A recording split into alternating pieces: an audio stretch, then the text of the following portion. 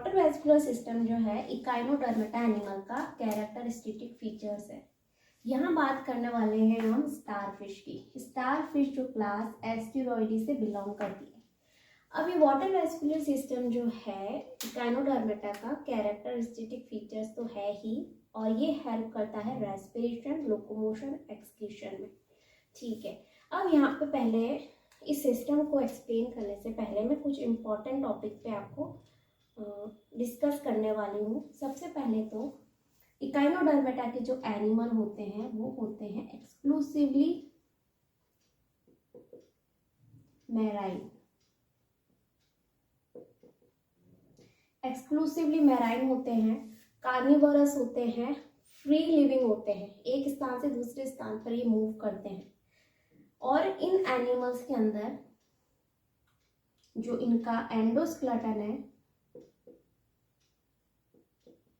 वो mesodermal origin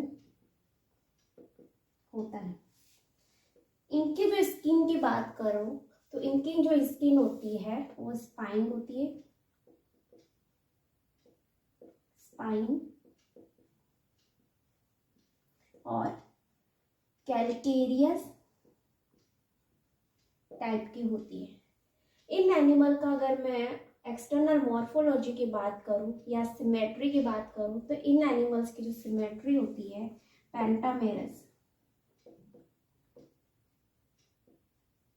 pentamerous, radial symmetrical होते हैं ये एनिमल।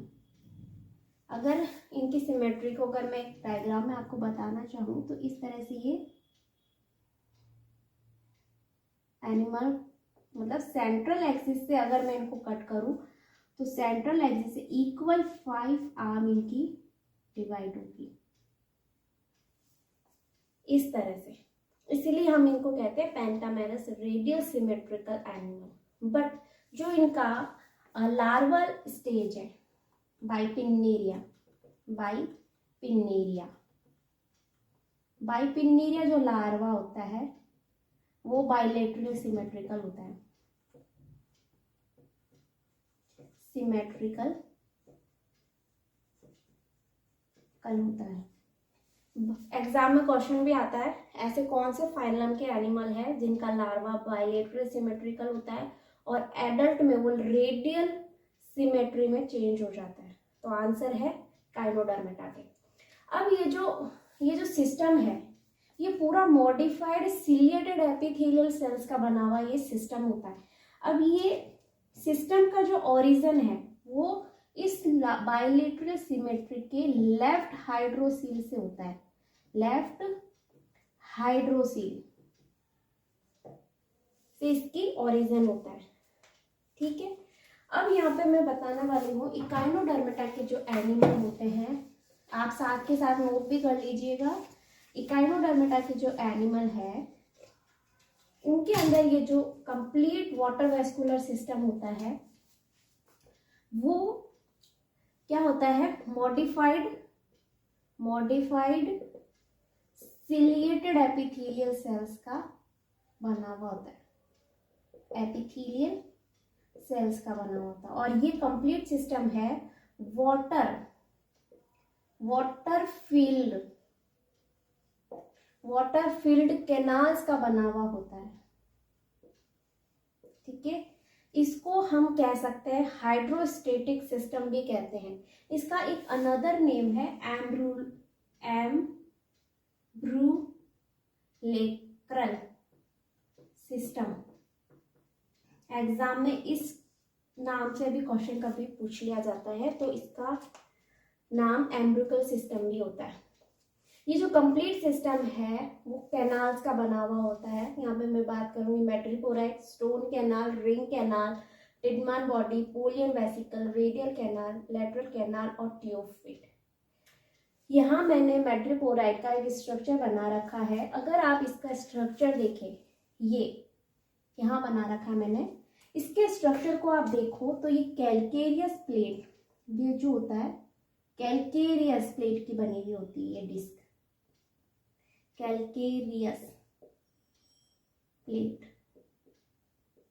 कैल्केरियस प्लेट की डिस्क बनी हुई होती है और यहाँ पे ये 200 से भी ज़्यादा इसके अंदर पोर्स होते हैं, 200 से ज़्यादा इसके अंदर पोर्स होते हैं। और ये पोर्स क्या करते हैं, छलनी का काम करते हैं।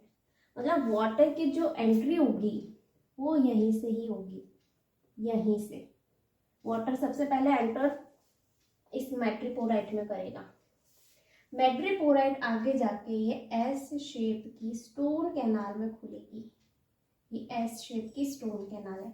अगर मैं इंटरनल हिस्टोलॉजी की बात करूं तो ये मैट्रिपोराइट और ये स्टोन कैनाल का इंटरनल स्ट्रक्चर है। जैसे कि ये जो पार्ट है, ये पार्ट है पोर कैनाल। पोर कैनाल से ही वाटर एंटर करेगा और कलेक्टिंग कैनाल्स के अंदर आएगा। फिर देन एम्पुला, ये फुला हुआ हिस्सा क्या, एम्पुला। वाटर एम्पुला से स्टोन कैनाल में एंटर करेगा। ठीक है, ये जो कंप्लीट स्ट्रक्चर है, ये जो आप देख रहे हैं कंप्लीट स्ट्रक्चर है जो फेरेजिला, सिलिएटेड फेरेजिला से बना हुआ होता है। यहाँ जैसे ही वाटर एंटर करेगा एक प्रेशर क्रिएट होगा। यहाँ पे प्रेशर क्रिएट होने के कारण पानी स्टोन कैनाल से, ये स्टोन कैनाल है यहाँ पे, इस स्टोन कैनाल से ये 5 पेंटागोनल रिंग में जाएगा। वाटर की एंट्री कहाँ, यहाँ से यहाँ पे होगी। पेंटागोनल जो ये रिंग कैनाल है आगे जाके प्रत्येक भुजा में रेडियल कैनाल में खुलेगा और ये रेडियल कैनाल आगे जाके लेटरल कैनाल में खुलेगी और लेटरल कैनाल आगे जाके पोडियम, या मतलब पोडियम मतलब ट्यूब फिट में खुलेगा। अगर मैं ट्यूब फिट का स्ट्रक्चर की बात करूं तो इस तरह से ये ट्यूब फिट का स्ट्रक्चर होता है। ये फूला हुआ थिन वाल जो स्ट्रक्चर है, ये एम्पुला, ये पोडियम और ये सर्कल, यही मेन पार्ट होता है जो लोकोमोशन में हेल्प करता है एज वेल एज ये रेस्पिरेशन में भी हेल्प करता है। एग्जाम में क्वेश्चन भी आता है कि ऐसा कौन सा पार्ट है जो रेस्पिरेशन और लोकोमोशन में यूज में लेते हैं एनिमल, तो ये है ट्यूब फिट। अब सबसे पहले मैं यहाँ पे आपको बताना चाहती हूँ ये कंप्लीट स्ट्रक्चर जो है, यहाँ से स्टार्ट होता है वाटर की एंट्री इस डिस्क से, मैट्रिपोराइट से स्टोन कैनाल, फिर ये रेडिएटिंग आर्म्स से फिर ये रेडियल कैनाल से ये लेटरल कैनाल से फिर ट्यूब फिट में वाटर फिल होगा। अब इसके अंदर ये जो पूरा कंप्लीट कैनाल सिस्टम है, यहाँ पे एक और स्ट्रक्चर की बात करूंगी कि टिडमैन्स बॉडी है। टिडमैन्स बॉडी जो होती है इंटररेटाई सरफेस पर ये जो अटैच होती है टिडमैन बॉडीज है। वैसे इनका कोई फंक्शन इतना पता नहीं है, लेकिन ऐसा माना जाता है कि ये लिम्फेटिक ऑर्गन के फॉर्म में काम करती है, ये एंजाइम सिक्रिएट का काम करती है। इसको एज एमिबोसाइट्स मॉडिफाइड सेल्स भी कहते हैं, जो हेल्प करती है प्रेशर क्रिएट करने में। तो इसका फंक्शन इतना नहीं है, बट इससे एग्जाम में कोई क्वेश्चन भी नहीं पूछा जाता। बस आपको इतना पता होना चाहिए कि ये जो इम्पोर्टेंट जो पार्ट है इसके अंदर, ये ट्यूब फिट ही है। ट्यूब फिट मेन जो इसके अंदर पार्ट है वो ट्यूब फिट है। अब जैसे मैं आपको बात करूं, यहाँ पे कंप्लीट मैंने आपको ये बता दिया है। अब जैसे कि इनके अंदर लोकोमोशन कैसे होगा, लोकोमोशन कैसे होगा, लोकोमोशन कैसे होगा। वाटर एंटर करेगा मैट्रिपोराइट से, मैट्रिपोराइट आगे जाके स्टोन कैनाल में खुलेगी। यहाँ पे सिलिएटेड मॉडिफाइड एपिथेलियल सेल्स का बना हुआ ये पूरा मैट्रिपोराइट और स्टोन कैनाल है। वाटर जैसे ही 5 रेडिएटिंग आर्म में एंटर करेगा तो यहाँ पे एक प्रेशर क्रिएट होगा इसमें, इस पोडियम में। इस पोडियम में जैसे ही प्रेशर क्रिएट होगा, प्रेशर क्रिएट होगा तो ये पोडियम जो है वो ऐसे फैल जाएंगे, लंबे एक्सटेंड हो जाएंगे वाटर भरने की वजह से। जैसे ही ये एक्सटेंड होंगे, एनिमल को ये सर्कल हेल्प करते हैं सबस्ट्रेट से चिपकने के लिए। पोडियम फैलेगा, एनिमल सबस्ट्रेट के हेल्प से बॉटम से चिपकेगा और यहाँ पे ये प्रेशर क्रिएट होने की वजह से एनिमल का मूवमेंट है जो आगे की तरफ होगा। अब सवाल ये आता है कि एनिमल में ये कंप्लीट जो मूवमेंट है, जो लोकोमोशन है, वो किस तरह से होगा। मतलब ये 5 रेडिएटिंग आर्म्स है, यहाँ पे ये पूरी 5 रेडिएटिंग आर्म्स है, तो एनिमल किस डायरेक्शन में जाएगा। तो ये पहले एनिमल्स को डिसाइड करना होगा कि इनमें सेंस भी होते हैं, सेंस ऑर्गन भी होते हैं, स्टेटोसिस इस तरह के सेंस ऑर्गन भी इनमें होते हैं।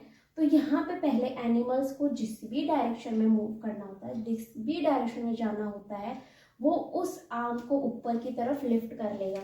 जैसे कि रेडियल कैनाल, लेटरल कैनाल थोड़ी सी ऊपर की तरफ लिफ्ट होगी। ऊपर की तरफ लिफ्ट होने से क्या होगा, वाटर की एंट्री उस रेडियल कैनाल से लेटरल कैनाल में होगी। ठीक है, जैसे ही वाटर की एंट्री होगी तो एम्पुला में वाटर फिल्ड होगा। और यही प्रोसेस आगे जो मैंने अभी बताया, पोडियम फैलेंगे, सर्कल से चिपकेंगे और एनिमल मूव करेगा। ये कंप्लीट इसका लोकोमोशन है जो मैंने आपको बताया। अब मैं आपको बताती हूँ एग्जाम से रिलेटेड कुछ क्वेश्चन है, जो एग्जाम से रिलेटेड कुछ क्वेश्चन है जो पूछे जाते हैं इस फाइलम में, वो मैं आपको बताने वाली हूँ। यहाँ पे सबसे पहले तो इनकी जो सीलोम होती है वो होती है एंटीरोसीलोम। ठीक है, एंडोस्केलेटन स्केलेटन इनका होगा मीजोडर्मल